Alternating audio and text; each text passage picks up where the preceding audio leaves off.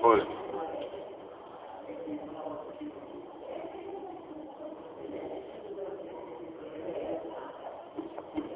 Благодаря, председателя.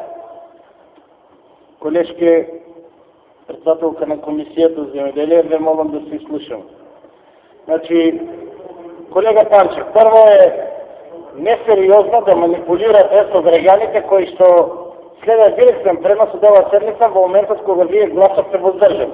Веќе знаеш дека и јас и вие кои сте доаѓано од земеделски крај, ќе имаме полемика околу тоа, си го најави кои се веднаш по гласањето, а успеат да го сликам екранот на кој што се гледа. Кој гласал за, кој гласал воздржано, кој гласал против. Ако ние од 56 пратеници, 40 во тој момент били овде во салата и сите до еден гласале за, треба да кажете и вие дека од 42 или 3 имате само 27 гласа. Каде се вашите други пратеници? И сега, ако мислите дека со манипулирање на тезата дека еве законот не помина затоа што сите пратеници на ВМРО заполне не гласале за, а вие со тоа ќе се амнестирате што се гласале против или воздржано, што за мене е се исто, мислам дека граѓаните ова теза не ги поминува. Јас знам дека вие сакате да ја протезе таа теза и секој ваш говорник го зборува тоа. Зошто не поминува? Зошто вие не гласавте за? Јас вас ве прашам, зошто не гласавте за? Јас се овде си гласав за. И овој пат повторно ќе гласам за. А вас ве повикувам да исправите грешката, поготово вие кои што доаѓате од земеделски региони, да си гласате за, без разлика на инструкциите кои што доаѓаат од Бранко Првенковски, кои што за разлика од мене и од вас никогаш во животот нема стапнато на нива.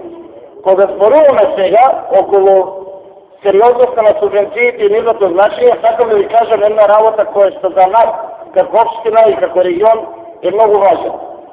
Тоа е производството во градинарството.